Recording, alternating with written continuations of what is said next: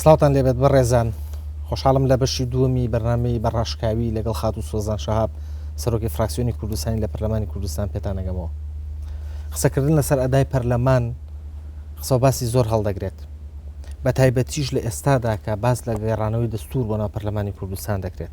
لێدوانەکان لە چەندین لاوە جیاوازن. بەشێکی زۆری پەرلەمانتاران بە تایبەتیش پەرلەمانتارانی ئۆپۆزیسیۆن و پەرلەمانتارانی کوتلەی سەوز لە ناو پەرلەمانی کوردستانە ڕایدەگەێنن کە لەگەڵ گێڕانەوەی دەستورن بۆ پەرلەمان و هەموارکردنەوەی جارێکی تر. بەشێکی تری پەرلەمانتاران تا ئێستا بێدەنگیان هەڵبژاردووە. ئەوەی دەیبینین سەرۆکی پەرلەمانی کوردستان لە نوێترین لێدوانیە ئاماژە بەوە دەدات کە جارێکتر دەستور ناگەڕێتەوە پەرلەمان و دەڕوات بەرەو ئەوەی کە ڕێفراندۆمی لەسەر بکرێت. بەرامبەر ئەوەش کاندیدی پاڵێوراو بۆ پێکهێنانی حکوومەتی هەرێمی کوردستان نەشیروان بارزانی ئاماژە بەوە دەدات کە ئەوان هێڵی سووریان نییە لە سەرگەڕانەوەی دەستور بۆ پەرلەمان. تا ئێستا قسەکردن لەسەر دەستور و ژەڕانەوەی بۆ پەرلەمان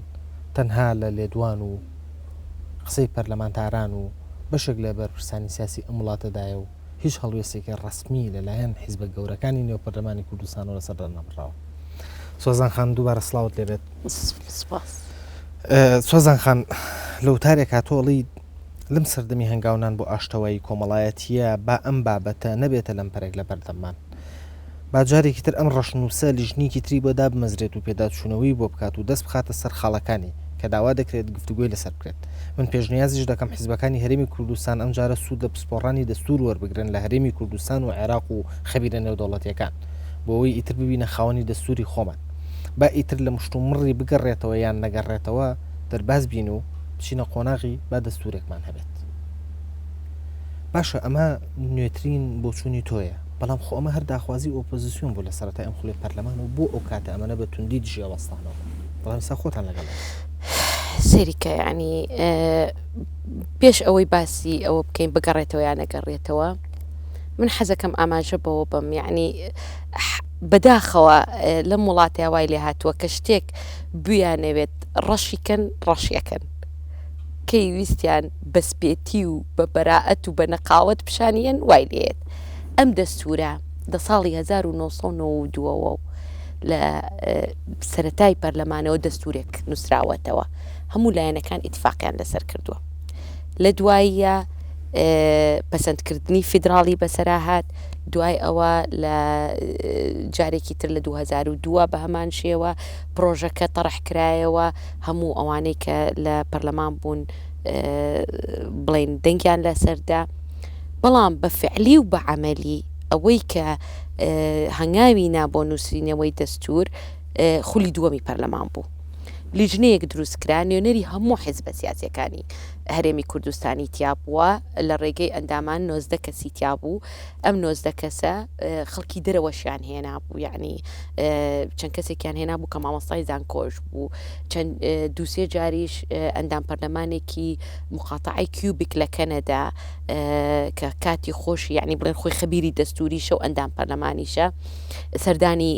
لیژنەی یاسایی کرد، لەگەڵیانە دانیشت کۆمەڵێک بڵێن چوارچێوە و ئەفکاری یانێ. جاری یەکەم خرایە ناو پەرلەمانی کوردستانەوە، خوێندرایەوە، ڕاوبۆچوونی ئەندامانی لەسەر وەرگیرە، ئیعلان کرا بەوەی کە سایتێکیان کردەوە لە ناو ئەو سایتەیە عنوانی بەریدیشیان ناهی پەرلەمان. زیاد لە 10,000 پێشنیار چوو بۆ لیژنەی نووسینەوەی دەستور. خۆم یەکێک بووم لەوانەیە کە پێشنیارم نووسی بۆ لیژنەی نووسینەوەی دەستور، چونکە خۆی لە دنیاە دەبێت لیژنەیەک هەبێت بۆ نووسینەوەی دەستور. ئەم 10,000 پێشنیارە هەمووی تاوتۆکرا، گەڵاڵە کرا، لە پێشا 162 ماددە بوو، دیباجەیەکی زۆر دوور و درێژی هەبوو، ئێستا 122 ماددەیە، یعنی کەمێک گۆڕانکاری بەسەر هێنرا. دوای ئەوە یاسایەک لە ناو پەرلەمانی کوردستانە دەرچوو، بەو یاسایە دەستورەکە پەسەند کرا. چۆن ئەڵێ ئەم یاسایە طبعاً دەنگی بۆ درانەوە، 7 ئەندام پەرلەمان دەنگی بۆیە، و لە دوایە ئەڵێ بەم ڕێکارە یاساییانە دەخرێتە ڕیفراندۆمەوە. باشە و دەستورەکەش دەستورێکی زۆر مەرنە، یعنی تۆ ئێستا ئەتوانی تعدیلی تیا بکەی، لە دوایش ئەتوانی تعدیلی تیا بکەی. بەڵام لەگەڵ دروستبوونی معارەزە و بە تایبەتی ئەوە بوو لە 25 حوت تا تەنانەت مفەوەزیەش کەم تەرخەمی کرد لەوەی بیخاتە دەنگانەوە. ئێستا قۆناغەکە گۆڕاوە. دەستور وەسیقەیەکە ئەبێ هەمومان لەسەری ڕازی بین. ڕاستە نوێنەری کۆمەڵی ئیسلامی تیا بووە، نوێنەری یەکگرتووی تیا بووە، یەکێتی تیا بووە، پارتی تیا بووە، شوێعی تیا بووە، زەحمەتکێشانی تیا بووە کە هێشتا ئەوان نەبووبوون بەو دوو بەشەوە، سۆشیالیستی تیا بووە، هەرچی ئەحزاب هەیە لە هەرێمی کوردستانە ڕای بیر و سەرنجی خۆشیان ناوەتە دەستی ئەگەر خۆشیان نوێنەریان نەبوو بێت. هەموو ئیتیفاقی لەسەر بووە، چونکە دەستور پێش هەموو شتێک ئیتیفاقێکی نووسراوە لە بینی خۆشەر نییە لە بینی هاوڵاتیان، بەڵام لە بینی ئەو ئەحزابەیە لە ناو نوێنەری گەلە. ئێستا وەزع گۆڕاوە، هی ناوچەکە هی هەرێمی کوردستان بەبوونی معارەزە کە ئەویش مافی خۆیەتی بڵێ کاکە گیان منیش حەزەکەم ئێستا لە مووقعی ئۆپۆزیسیۆنیی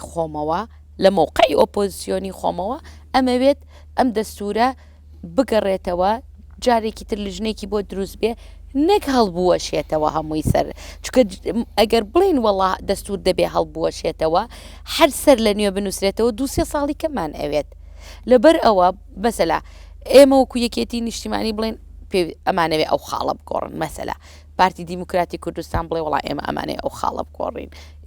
گۆڕان بڵێ ئێمە ئەمانەوێ ئەو خاڵە بگۆڕین، ئەو بەندە بگۆڕین، یەکگرتوو بڵێ من ئەمێ ئەو خاڵە بگۆڕم، بەڵام یەیت ئەم خاڵانە هەمووی کۆ ئەەکەی تۆ گفتوگۆی لەسەرەکەی. گفتوگۆکان لە دواییە کە یەکلا بۆەوە هەموو ئیتیفاقیان لەسەری کرد بە کام سیغە بێت، ئەو سیغە متتەفەقە دەبێتە خۆچکەیشە دەستورەکە پەسەند نەکراوە، یعنی نووسراوێکە ئەو قورئانیش نییە بڵێ وڵا نابێت دەستکاری بکرێ، زۆر ئاساییە دەستکاری ئەکرێت ئەڵێ ئەم جارە بەم شێوەیە ئەیخێن، بەڵام بتەوێت سەر لەبەری هەڵبووەشێنیتەوە من لەگەڵ ئەوەیانیم بەڕاستی سەر لەبەری ماندووبوونی ئەو لیژنەیە، ئەو 19 کەسە، ئەو خەڵکە، ئەو خەبیرە، ئەو هەموو سەعاتە، ئەو هەموو پێشنیارە، بەڵام مەرجیش نییە کە خرای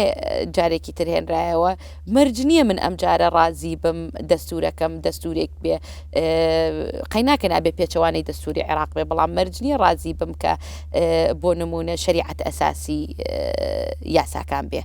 من لەگەڵ بوونی دەستورێکی ئەلمانیام و کاتی خۆشی لەگەڵ هەندێ برادر کەمپینمان کرد و ئیمزامان کۆ کردەوە و پێشنیارمان پێشکەشی کرد کە ئێمە دەمانەوێت دەستورەکەمان دەستورێکی ئەلمانی بێت، دین ڕێزی خۆی لێ بگیرێت و دین تەداخلی سیاست و دەوڵەت نەکات. بەڵام وابزانم هیچ هێزێکی سیاسی لە پەرلەمانی شابە تایبەتی داوایەوەی نەکردووە سەر لەبەر دەستور هەڵبۆشێتەوە، هەمووی داوای هەموارکردنەوەیە، هەموارکردنەوە کەس ناوی ناهێنێت چیم ئەوێ هەموار بکەم. بەڵێ سەیرەکە لەوایە کە ئێوە وەکو فراکسیۆنی کوردستانی لە سەرەتاوە زۆر بە توندی دژیە ماوەستانەوە، زۆر بە توندی دژی ئەو بوون کە دەستور بگەڕێتەوە بۆ پەرلەمان، بەڵام ئێستا هەڵگەڕانەوەیەک لە هەڵوێستەکە هەیە، بەشێک لە فراکسیۆنی کوردستانی کە کوتلەی سەوزە واژۆیان کردەوە دەستور بگەڕێتەوە بۆ پەرلەمان. ئازانی چۆنە هەڵگەڕانەوە نییە مەسەلا، یعنی مەسەلە پێت ئەڵێم ئێمە ئیتر ئەوێ ببین بە خاوەنی دەستور، هەتا ئێمە لەم چەق بەستنەیە بین بڵین وەڵڵا نابێ بگەڕێتەوە دەوەڵڵاهی ناشتوانین بخەینە ڕێفراندۆمەوە، چونکە باشە زۆر تەبیعیە بۆ شکست بێنێ لە ناو ڕێفراندۆمەکە ئەو دەنگ نەهێنێ. یەکەم جارە کورد بەخۆیەوە دەستورێکی نووسراوی دەبێت، یعنی بۆ کارێکی وانەکەین ئەو دەستورە هەموو کەسێک بزانێ کە لە یەکێک لە بەندەکانە لە هەموو بەندەکانە مافی پارێزراوە لە ناو ئەو دەستورەیە، ئەساسی پاراستنی مافەکانیەتی، ئەساسی بۆچی ئێمە ئەو مجازەفەیە بکەین بۆ یەکەم جارە دەستورە نووسینەوە و دەستورەکەینە ڕێفراندۆمەوە و خەڵکیش دەنگی پێ نەدات. باشە، بەڵام سەرۆکی پەرلەمانی کوردستان لە نوێترین لێدوانیا ئەڵێ دەستور ناگەڕێتەوە پەرلەمان و ئەڕوات ڕێفراندۆمی لەسەرەکرێت، یانی چی ئەمە؟ خۆی منی شۆک و جەنابەت ئاوا سەیرم لێ هات، چونکە ئەوڵێ هیچ یاسایەک نییە دەستوری پێ بکەڕێتەوە. بڵێ یاسایە، خۆی ئێمە دەستورمان بە یاسایەک پەسەند کردووە، ئەو یاسایە وەکو هەموو یاسایەکی تر ئەتوانی هەمواری کەیتەوە، کاتی خۆی دروستکردنی لژنەکەش لە ناو پەرلەمانی کوردستانە بووە دەنگمان بۆیاوە ئێستش ئەگەر بگەڕێتەوە پرۆتۆکۆڵەکانی پەرلەمان یەکێ لە ئاعتراضەتەکانی من کاتی خۆی لە نووسینەوەی دەستورە لیژنەکە هەمووی پیاو بوو وتم معقولة يعني لم همو 39 أو 35 بو 36 جن بوين وتم يعني جنك نبو لنا أم برلمانية أو اندسي قيب كان بيخنا لجنة نوسينوي دستور أو بو خاتو بخشان زنجنا هم كونيونري حزبي شيوعي هم كو جنك شو لجنة نوسينوي دستور بله يعني بويا من ألم بيويست بوا ناكات إيما ئەم حاڵەتی دەستورە بکەینە کێشمێکی سیاسی و بڵێن وەڵڵا بە هیچ نەوعی ناگەڕێتەوە هەرێ بێ بەو نەوعەشی ینی بەو جۆرە ئێمە دەستورەکەشمان بێ ئەهمیەتەکەین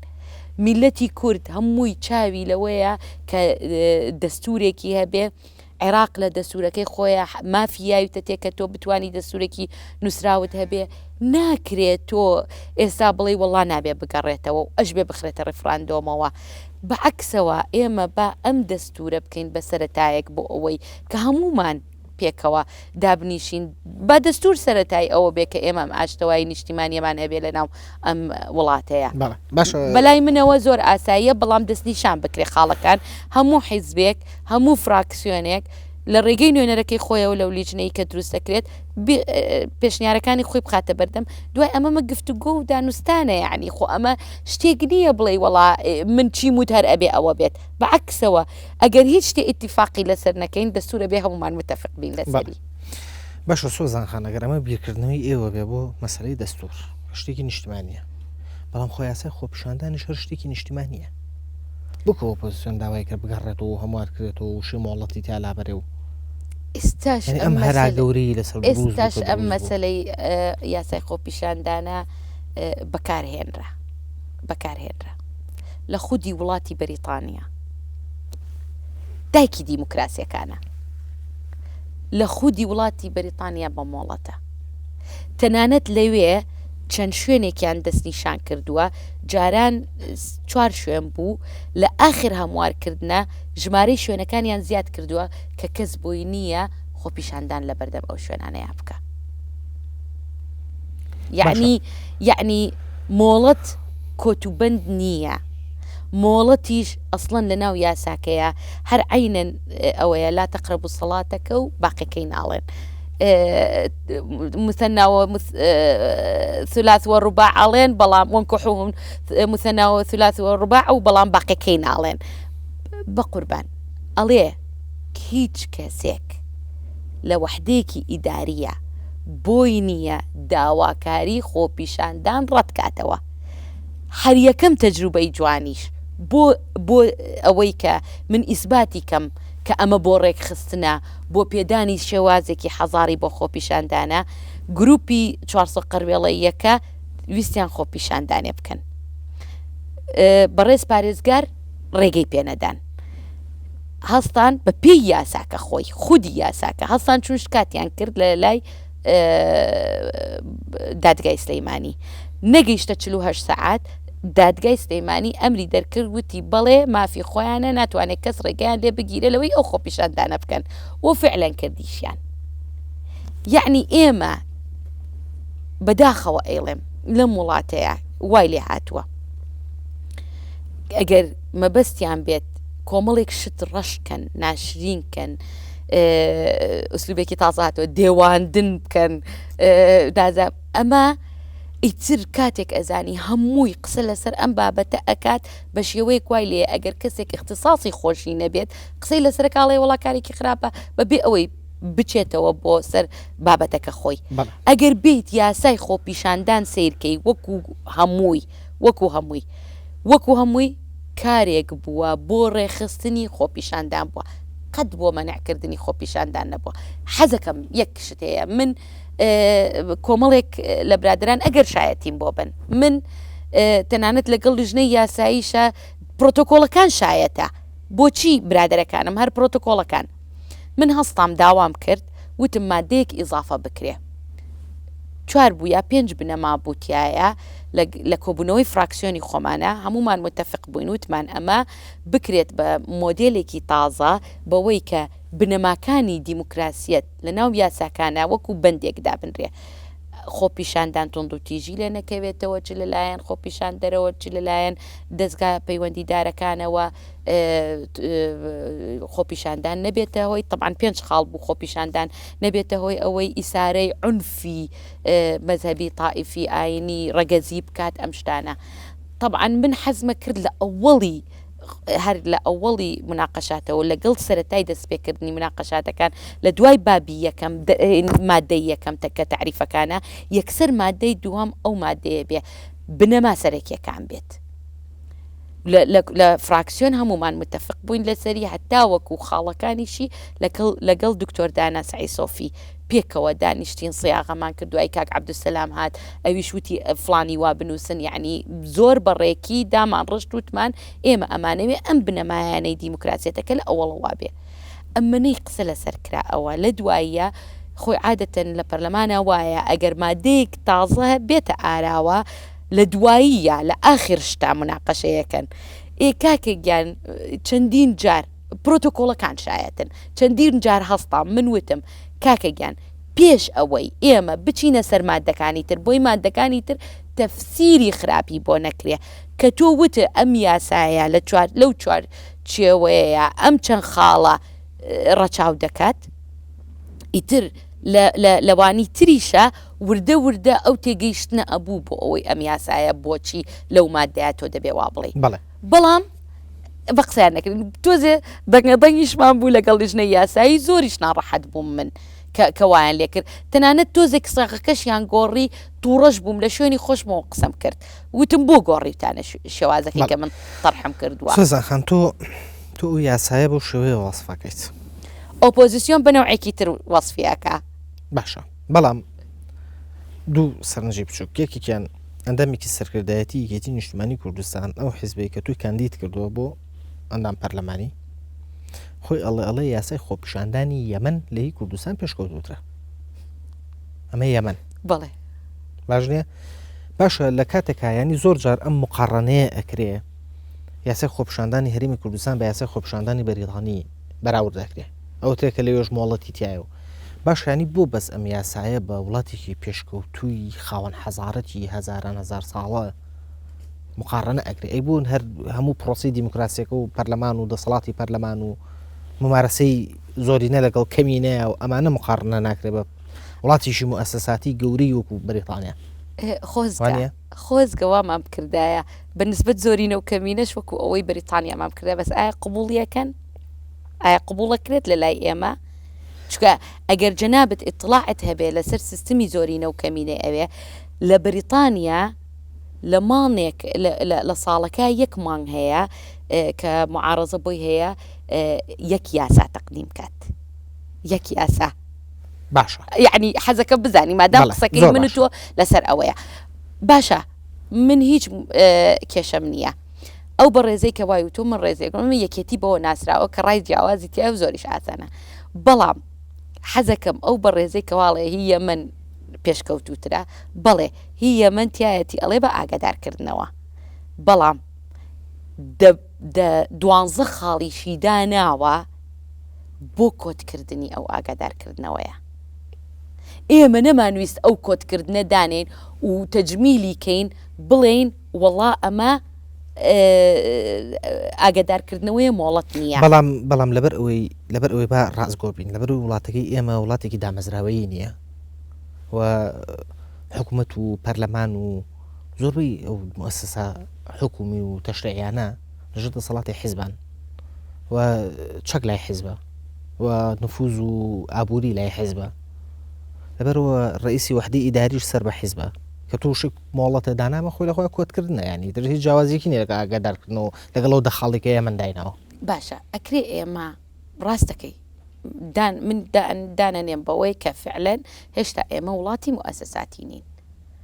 بەڵام هەنگاومان ناو بە مؤسساتکردن خۆ ناکرێت لە شەو ڕۆژێکە لە یاسای خۆپیشاندانەوە هەنگاو بنی ئەمە کێشەکە لەمایە ئەبێ ئێمە بین لە دەسەڵاتی پەرلەمانەوە باشە با من یەک شت پێ بڵێم پێش ئەوە یاسا نەبووە بەڕێی تۆ خۆپیشاندان کە کراوە پێویستی بە مەڵەت نەبووە زۆر ماڵە دووەرگیراوە بەڵام خۆپیشاندانی عشوائیش ڕەنگە کرا نانە سەریکە بەڕێنمایی لەلایەن وەزارەتی ناوخۆوە خۆپیشاندان ڕێک خراپ بوو بەڕێنمایی لەلایەن وەزارەتی ناوخۆوە ئێمە ویستمان ئەمە لە جیاتیەوەی ڕێنمایی بێ و مافی خۆتە تۆ تەنظیم لە دەستوری عێراقی شاتیایەتی ئەڵێ وەینەظەم ذلك بقانون معنای ئەوە نییە کۆتو بەند کراوە تۆ لێکۆ خۆپیشاندان بەڕێنمایی لە وەزارەتێکەوە دابەزێ لەکوێ هەیبەتێکی یاسایی و قووەتێکی یاسایی هەبێت کامیان باشترە بەڕێنماییەک بێت ڕێنمایی زۆر جارەیە ئەسڵەن وەکو خۆشی جێبەجێ ناکرێت نەک یاساکە بۆیە یعنی ئێمە لەو مەنزوورەوە سەیریکەین ڕێنمایی بوو بە بێ موافقەتی ڕئیسی وەحدەی ئیداری ئەو کاتەش بۆت نەبوو خۆپیشاندان بکەیت بەڵێ زۆر باشە بەسمان لە زۆرین و کەمینە کرد لە بەریتانیا مقارنەمان کرد باشە بەڵام سۆزان خان بە ڕاشکاو بین زۆر جار نەک زۆر جار هەمیشە کەمینە لە بەریتانیا لە پەرلەمانی بەریتانیا لەلایەن زۆرینەوە غەدری لێ نەکراوە وەکو بەڵام نمونە بەڵام زۆر جار هەستەکرێت لە کوردستان ئێوە وەکو زۆرینە زۆر جار غەدر لە کەمینەکەن با من نمونەیەکە بۆ بێنمەوە لە چاپێکەوتنێکا پرسیارێک لە تۆ کراوە دەقی پرسیارەکە ئەمەیە ئەگەر لیستەکانی ئۆپۆزیسیۆن ئەندامێتیان هەڵپەسێرن پەرلەوان بەردەوامی بە کۆبوونەوەکانی دەدات تۆ لە وەڵام ماڵی ئەندامێتیان هەڵپەساردووە کارەکانی پەرلەمانیش خۆی دەڕات بەڵام خوازیارین ئەو برادرانەش بەشداری کۆبوونەوەکان بکەن لە هەموو دنیا داوایە پەرلەمان بە گوێرەی ڕێژەی یاسایی کار دەکات و هیچ گرفتێکیش دروست نابێت باشە ئێمە لەگەڵ ڕێژەی یاسایی بەڵام لە کوردستانە ئۆپۆزیسیۆن نوێنەری 600,000 کەسە یعنی تۆ کەیت ئەمە ئەکەی بە مەرجە کە تۆ ڕێژەی یاساییت هەیە ئەی نوێنەری و 600,000 کەسە بەڵام حەزەکەم وەڵامەکە دڵگیری بۆ دوام نابڕە کورتووە گەڕێنەوە لاتە